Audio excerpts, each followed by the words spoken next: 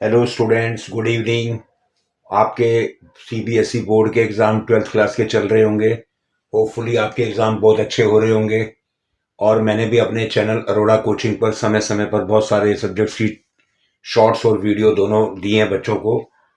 आज मैं आपके सामने क्लास 12th होम साइंस, जिसका एग्ज़ाम 3 अप्रैल 2025 को होने जा रहा है, बुक 1 का chapter management of support services institutions and programs for children youth and elderly के इंपॉर्टेंट क्वेश्चन आंसर आपको देने जा रहा हूं। तो होम साइंस के चैप्टर का फर्स्ट क्वेश्चन है, what do you mean by vulnerable. Vulnerable से आप क्या समझते हो? Vulnerable, the word vulnerable refers to those person. Vulnerable उन लोगों को रेफर करता है इन अ सोसाइटी में who are more likely to be affected by adverse circumstances, जो बुरे सर्कमस्टांसिस को फेस करते हैं, जो बुरे सर्कमस्टांसिस से अफेक्टेड होते हैं।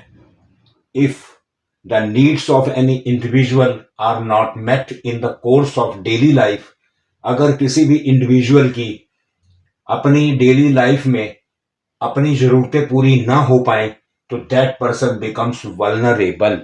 तो वो बंदा वल्नरेबल हो जाता है, गरीब हो जाता है, यानी उसके पास पैसा सपोर्ट कुछ नहीं होता, वो पिछड़ जाता है। समाज के लोग भी उसको इग्नोर करते हैं, अवॉइड करते हैं, कुछ हेल्प उसको देने की कोशिश नहीं करते। क्वेश्चन सेकंड बहुत इंपॉर्टेंट है, why are children youth and elderly vulnerable. हमारे देश में, हमारे पूरे संसार में बच्चे, यूथ, जो 13 साल से लेकर 20-22 साल तक के बच्चे होते हैं, एल्डरली जो बूढ़े बुजुर्ग होते हैं, ये वल्नरेबल क्यों होते हैं? यानी children youth and elderly vulnerable क्यों होते हैं? इसका आंसर है, children youth and elderly are vulnerable because they difficult circumstances, क्योंकि उनको डिफिकल्ट सर्कमस्टांसिस फेस करने पड़ते हैं, एंड देयर बेसिक नीड्स, उनकी बेसिक नीड्स ऑफ फूड की, हेल्थ केयर की और नर्टरेंस की, जो पोषक उनको चीजें मिलनी चाहिए, दूध रोटी सब्जी ये मिलना चाहिए, इससे वो पिछड़ जाते हैं। एंड आर नॉट मेट, वो उन्हें मिल नहीं पाती। They also ignored bye their family member, ऐसे बच्चे, ऐसे यूथ और एल्डरली लोग जो हैं, वो अपने परिवार के मेंबर के द्वारा भी इग्नोर कर दिए जाते हैं। इवन परिवार के मेंबर भी उनको दूर करते हैं। आपने देखा होगा आजकल हमारे एल्डरली पीपल को काफी दिक्कतें फेस करनी पड़ती हैं, बूढ़े बुजुर्गों को, बच्चे उनको पूछते नहीं है, तो ये ऐसे लोग वल्नरेबल माने जाते हैं। 3, what types of programs is appropriate for youth. हमारी सरकार ने, हमारी गवर्नमेंट ने यूथ के लिए कौन से प्रोग्राम, अप्रोप्रिएट प्रोग्राम्स उनके लिए निकाले हैं, किस टाइप के? सबसे पहले हमारी गवर्नमेंट ने नेशनल सर्विस स्कीम एनएसएस निकाली है। इसमें बच्चे क्या करेंगे, यूथ जो बच्चे हैं, construction and repair of roads को रिपेयर करने का काम, स्कूल बिल्डिंग को बनवाने का काम, टैंक्स बनवाने का काम, ट्री प्लांटेशन पेड़ लगवाने का काम उन बच्चों को दिया जाएगा। दूसरा है नेशनल सर्विस वॉलंटियर स्कीम। इसमें बच्चों को प्रोवाइड अपॉर्चुनिटीज दी जाएंगी टू स्टूडेंट्स को, जो 9वीं 10वीं 11वीं 12वीं के बच्चे होते हैं। सेल्फ रिलायंस, स्वाभिमान उनको सिखाया जाएगा। अपग्रेड देयर कैपेबिलिटीज, उनकी कैपेबिलिटी ऊंची हो, इसके लिए उन्हें प्रोग्राम्स दिए जाएंगे।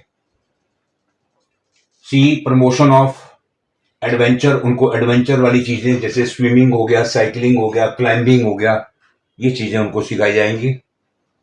उसके बाद स्काउट्स एंड गाइड्स, ये बच्चों को स्कूलों में सिखाया जाएगा।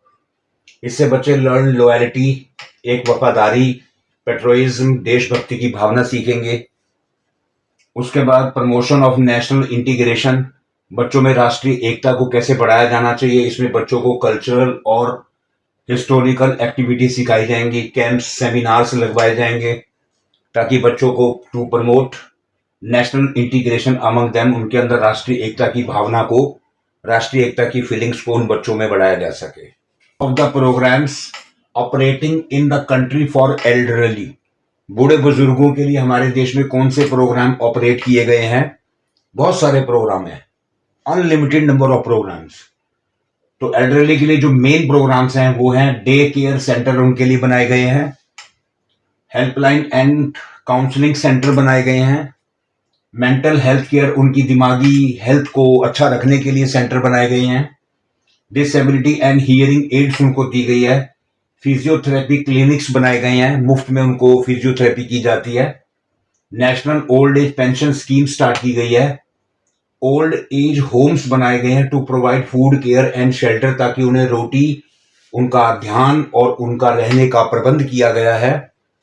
और training of care givers to the older person, जो केयर गिवर ओल्डर पर्सन की को देखभाल करते हैं उनको ट्रेनिंग दी जाती है। ऐसे कई सारे प्रोग्राम एल्डरली पीपल के लिए बनाए गए हैं। What are the special feature of the elderly population in India?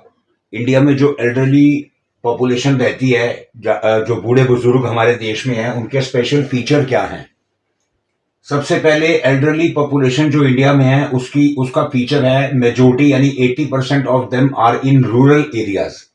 कि हमारे देश में एल्डरली पीपल 80% के करीब रूरल एरिया में, गांव में रहते हैं।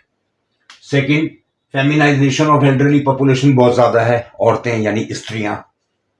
Third, increase in the number of the old person above 80 years, 80 साल से ऊपर के जो ओल्डर पीपल हैं यानी बूढ़े बुजुर्ग, वो काफी ज्यादा हैं। लास्ट पॉइंट है कि अ लार्ज परसेंटेज यानी 30% ऑफ द सीनियर सिटीजन, लगभग 30% के करीब हमारे देश में सीनियर सिटीजन ऐसे हैं जो बिलो पॉवर्टी लाइन है, गरीबी रेखा से भी नीचे। उनको 2 वक्त की या 1 वक्त की भी रोटी नहीं मिल पाती, तो उन्हें बहुत ही ज्यादा हार्ड कंडीशंस का, सर्कमस्टांसिस का सामना करना पड़ता है, मांग के खाना पड़ता है, इवन कई बार बेगिंग करनी पड़ती है, भीख मांगनी पड़ती है। What advice will you give to someone? आप किसी भी व्यक्ति को क्या एडवाइस दोगे who is planning to set up her और हिज ओन इंस्टीट्यूशन, कि अगर वो अपना इंस्टीट्यूशन खोलना चाहता है फॉर चिल्ड्रन, यूथ और एल्डरली पीपल के लिए, तो आप पढ़े लिखे होने के नाते, समझदार होने के नाते उस व्यक्ति को क्या सलाह दोगे? हम उस व्यक्ति को सलाह देंगे कि वो कम्युनिटी पार्टिसिपेशन, यानी समाज के लोगों का, कम्युनिटी के लोगों का पार्टिसिपेशन ले। हम उसको ये भी कहेंगे कि प्राइवेट सेक्टर की हेल्प ले। हम ये भी बताएंगे उसे कि ऑफिशियल इन द गवर्नमेंट में जो बड़े बड़े अधिकारी हैं, बड़े बड़े अफसर हैं, उनसे भी मदद ले। एडमिनिस्ट्रेटिव स्किल्स, जिसमें हैंडलिंग फाइनेंस, पूरे पैसे को हैंडलिंग करना, रेंटिंग स्पेस प्रोवाइड करना, बाइंग इक्विपमेंट खरीदना उन एल्डरली यूथ और चिल्ड्रन के लिए, मेंटेनिंग रिकॉर्ड एंड स्टॉक्स को मेंटेन करके रखना, इंप्लीमेंटिंग द प्रोग्राम, यानी कि प्रोग्राम बना लिया, उसको रख दिया, उस प्रोग्राम को बनाकर चिल्ड्रन, यूथ और एल्डरली के लिए उसको लागू भी करना है, इंप्लीमेंट भी करना है। पीरियोडिक इवैल्यूएशन, उस पर पूरी जांच करनी है कि कौन सा प्रोग्राम कितना चल रहा है, एंड फीडबैक लेनी है, किसने कितना काम किया, क्या इन लोगों को, एल्डरली यूथ और चिल्ड्रन को फायदा हुआ भी है कि नहीं, इस बात के बारे में पूरी जानकारी रखनी है। तभी वो आदमी अगर इन सभी चीजों का ध्यान रखे तो वो अपना इंस्टीट्यूशन खोल सकता है। What are the 3 kinds of homes for children? छोटे बच्चों के लिए जो अनाथ होते हैं, जिनकी फैमिली ट्रेसेबल नहीं होती, उनके लिए 3 तरह के कौन कौन से घर होते हैं? सबसे पहले ऑब्जर्वेशन होम, इसमें बच्चे को ऑब्जर्वेशन में रखा जाता है। And investigation to track down their parents, इसमें इन्वेस्टिगेशन की जाती है, छानबीन की जाती है कि उसके पेरेंट्स का पता चले। And collect information on their families background, और उसकी फैमिली की बैकग्राउंड के बारे में पता लगाने की कोशिश की जाती है, तो उस पर बच्चे पर ऑब्जर्व किया जाता है। सेकेंड है special home, children under 18 years of age, यानी जो बच्चे 18 साल से छोटे हैं। Found guilty in the terms of violation of law, अगर ये देखा जाए कि बच्चे ने कानून तोड़ा है, etcetera, are place in custodial care, उस बच्चे को कस्टडी में रखा जाता है, उसके ऊपर पूरी नजर रखी जाती है कि उसने जो भी गिल्टी की है, जो भी वायलेशन ऑफ लॉ तोड़ा है, किन सर्कमस्टांसिस में तोड़ा है। क्वेश्चन 3, तीसरा home, juvenile home, government providing room, ऐसे बच्चों को गवर्नमेंट रूम देती है, बोर्ड देती है, एजुकेशन और वोकेशनल ट्रेनिंग देती है फॉर दोज चिल्ड्रन, उन बच्चों को whose families are not traceable, जिनकी फैमिलीज के बारे में कोई भी अधिकारियों को, ऑफिसर्स को सुराग नहीं मिलता, तो ऐसे बच्चों को जुवेनाइल होम में रखा जाता है। तो स्टूडेंट्स, आज आपके सामने क्लास 12 होम साइंस, जिसका एग्जाम 3 अप्रैल को होने जा रहा है।